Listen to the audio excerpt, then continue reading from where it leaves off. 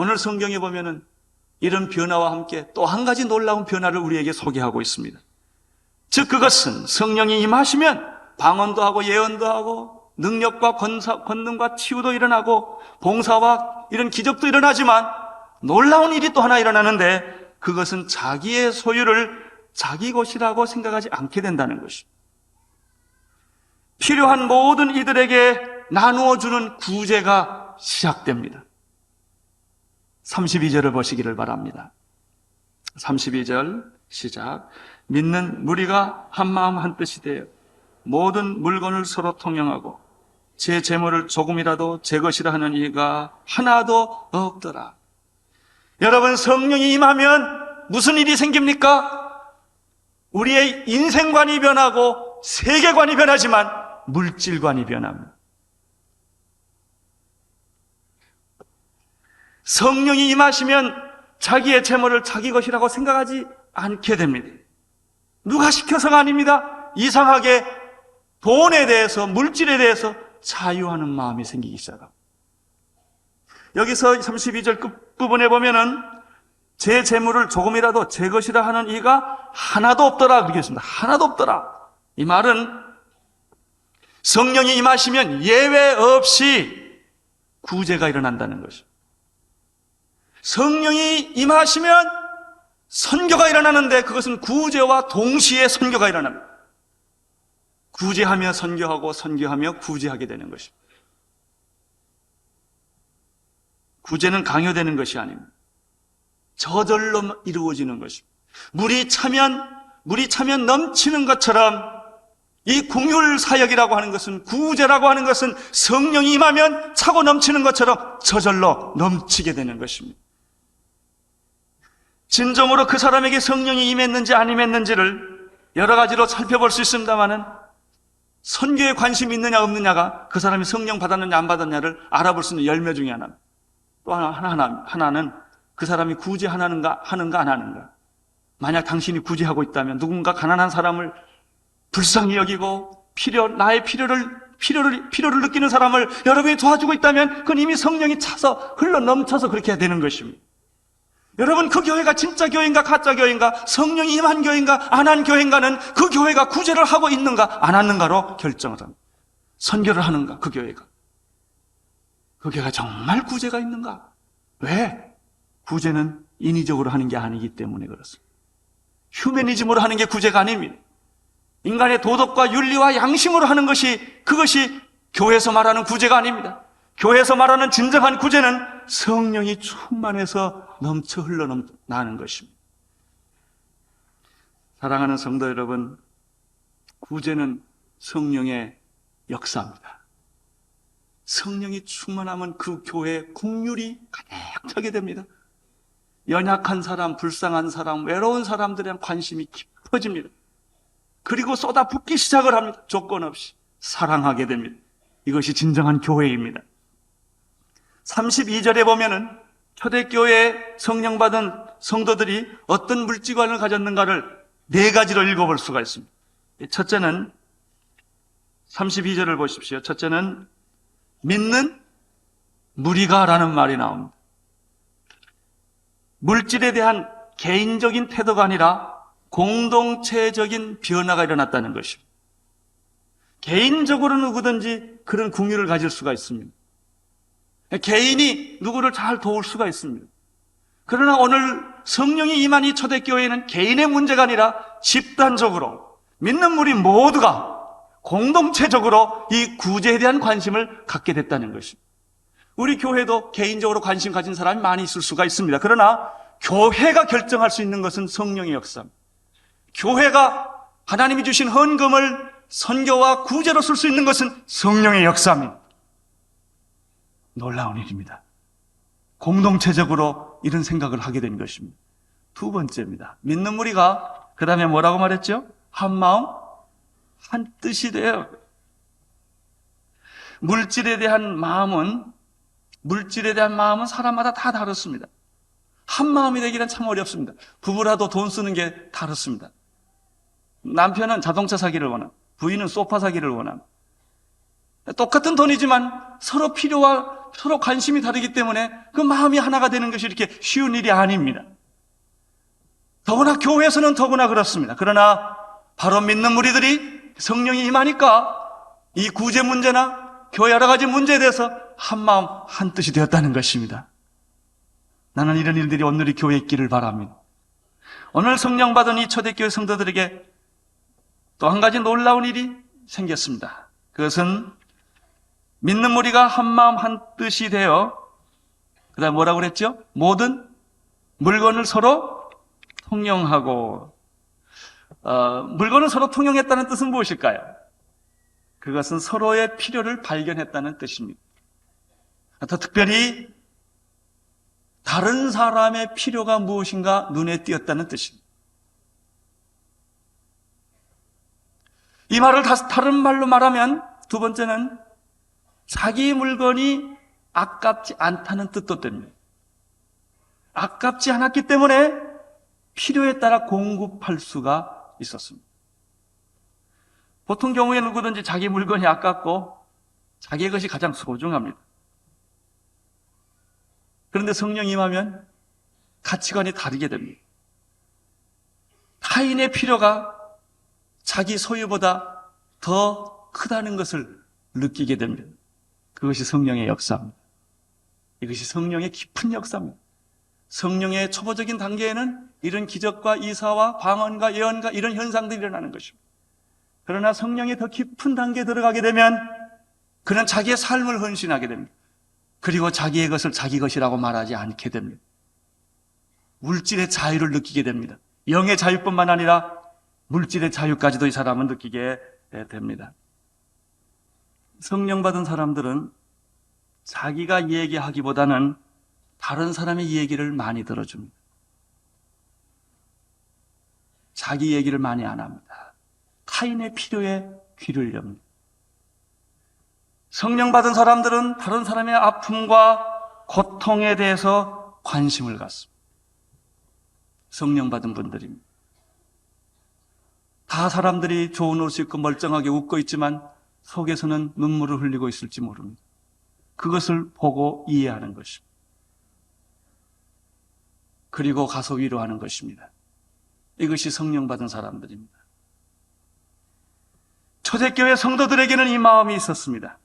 이것은 마치 계곡에 물을 넣으면 일정한 시간이 지났을 때 수평을 이루듯이 그 초대교회 공동체 속에는 영적인 수평을 이루게 되는 것입니다. 물론 교회 안에는 가난한 사람도 있고 부유한 사람이 있습니다. 배운 사람이 있고 못 배운 사람이 있습니다. 건강한 사람이 있고 건강하지 못한 사람이 있습니다. 높은 지위에 있는 사람이 있고 낮은 지위에 있는 사람이 있을 수가 있습니다. 그러나 성령이 임하면 다 한 가족처럼 느끼시는 거예요. 우리 온누리교회가 진정으로 성령에 충만한 교회가 됐을 때는 이 교회에 직업도 없고 가난한 어떤 사람들이 소외감을 느끼지 않을 때일 것입니다. 어떤 사람들은 이 교회에 와서 나는 이 교회에 굉장히 부담을 느낀다. 이 교회에 내가 어쩐지 나는 이 교회에 있을 사람 같지 않다. 다 보니까 너무너무 모든 사람이 다 완벽하고 좋아 보이는데 나만 초라하게 느낀다. 만약 그런 사람이 있다면 이 교회는 아직 성령이 충만이 덜 됐는지도 모릅니다. 가난하고 병들고 소외된 사람들도 나는 이 교회의 교인이고 하나님의 백성이다. 이렇게 느낄 수 있어야 합니다. 그게 진정한 교회입니다. 진정한 교회는 세상에서 높은 위치를 가지고 세상에서 굉장히 많은 일들을 하고 돈이 많은 사람도 이 교회에 들어와서는 나는 하나님의 백성의 한 사람이다. 이렇게 겸손히 느낄 수 있을 때 이 교회는 정말 성령이 충만한 교회일 것입니다.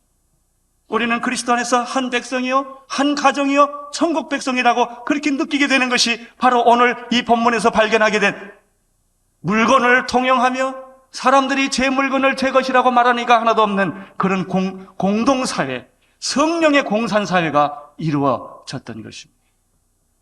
분명히 내 소유입니다. 그러나 성령을 받은 이후에는 이 모든 소유가 내 소유가 아니라 하나님의 것이며 만약에 하나님이 쓰시겠다고 한다면 언제든지 기쁘게 그것을 내놓는 그런 이상한 마음이 생긴 것입니다. 그것은 누가 강요한 것이 아닙니다. 누가 시킨 것이 아닙니다. 스스로 그렇게 생각한 것입니다. 이것이 성령의 역사입니다. 나는 그렇게 스스로 그런 역사들이 여러분 마음에서 일어나기를 바랍니다.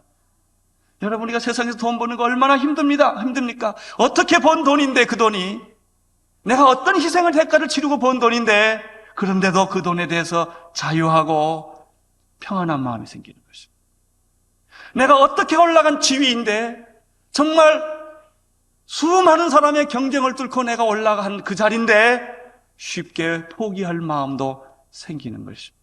그게 성령의 역사입니다. 물질관의 변화입니다. 소유가 아니라 이것은 관리이며 독점이 아니라 나눔이라는 그 원리를 체득한 것입니다. 나는 여러분과 내게 그런 일이 있기를 바랍니다. 여러분, 교회가 성령이 임하면 은혜를 받게 되고 그러면 구제하는 마음이 생깁니다.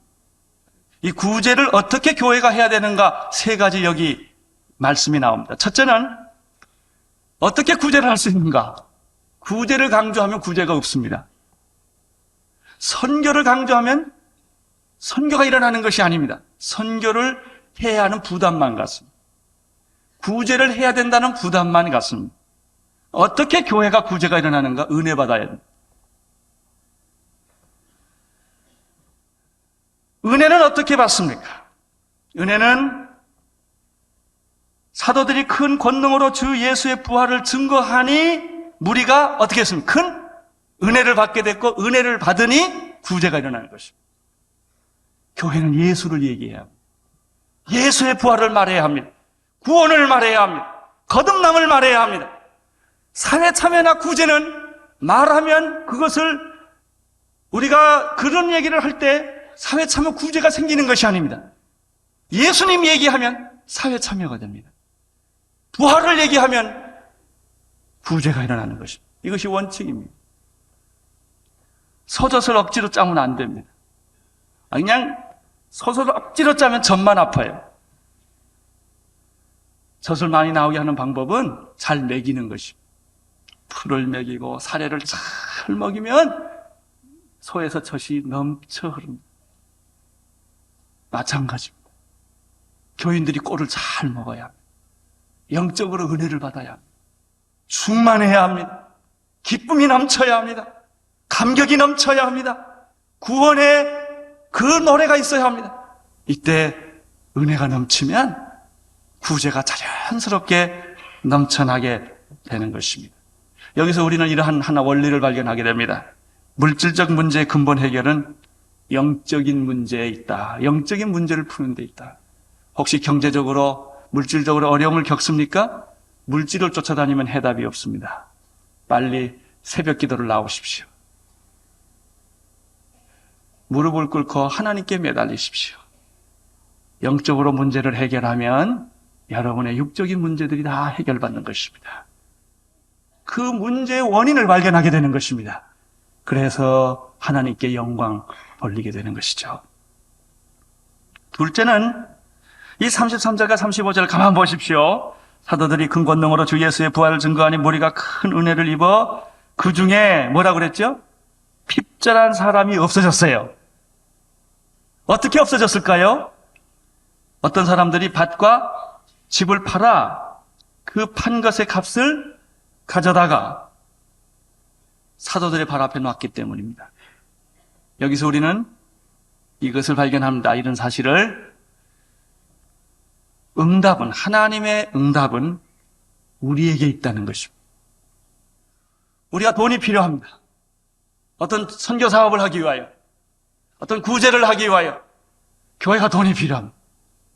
철야하고 금식하고 밤새도록 기도했더니 눈 뜨고 떠봤더니 돈이 뚝 떨어졌어요. 이런 식으로 오지 않습니다.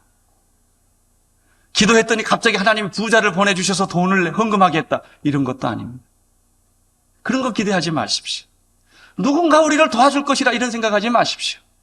기도의 응답은 누군가가 아니라 내가 합니다. 내가. 성령이 임하면 내 마음을 열게 하시고 내 통장을 열게 하시고 내 주머니를 열게 하십니다. 그것이 바로 사도행전적 방법이었습니다.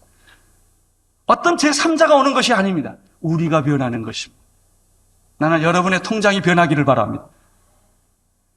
여러분의 마음이 변하기를 바랍니다. 이게 성령의 역사입니다. 해답은 제3자로부터 오는 것이 아니라 우리에게 있다는 것입니다. 그들 안에서 이런 필요를 서로 채워주는 역사가 있었다는 것이죠. 세 번째, 이 말씀에서 발견하는 것은 밭과 집을 다 팔아서 어디다 갖다 놨습니까? 사도들의 발 앞에 두었다는 놀라운 사실입니다. 그 사람들이 집을 팔아서 자기가 가난한 사람에게 나눠주지 않았다는 것이죠.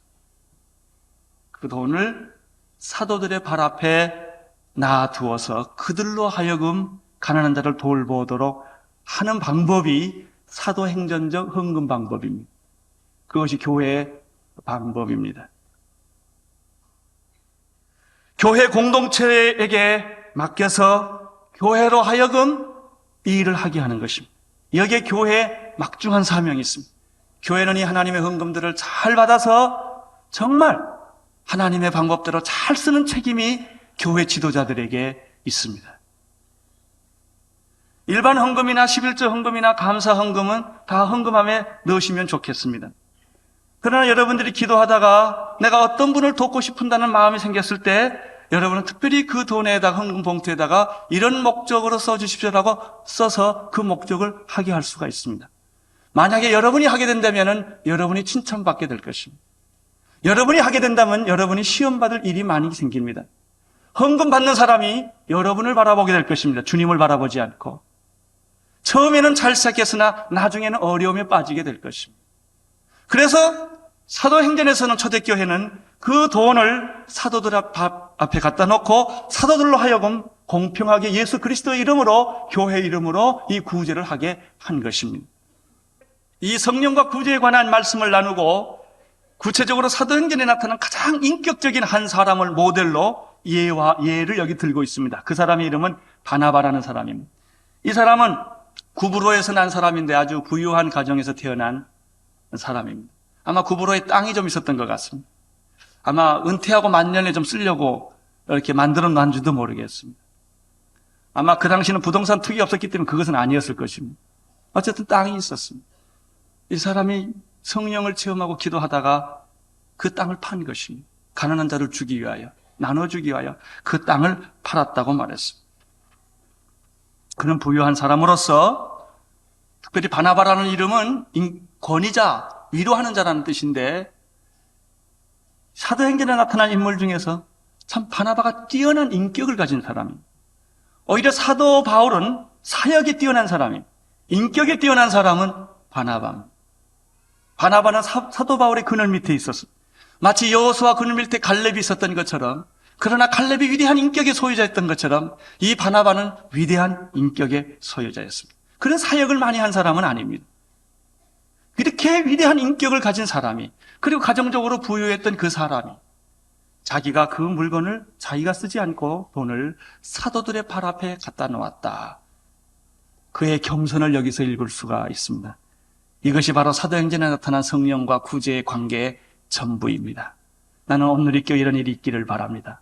오늘 이렇게 성도 안에 이런 풍성한 사건들이, 축복의 사건들이, 기쁨과 축제들이 여러분 삶에 일어나기를 바랍니다. 사람은 받는 데서 얻는 즐거움보다는 주는 데서 얻는 기쁨이 더 큰 것입니다. 나누어 주십시오. 가지고 있는 것을 조그만 것이라도, 냉수 한 잔이시라도 나누어 주시기를 바랍니다. 기도하겠습니다. 하나님 아버지, 우리 교회가 초대교회가 되기를 원합니다. 구제하는 교회가 되기를 원합니다. 우리 교회가 초대교인들처럼 그런 성도들로 가득 차기를 원합니다. 바나바와 같은 교인들이 있기를 원합니다. 축복하여 주시옵소서. 예수님 이름으로 기도드리옵나이다. 아멘.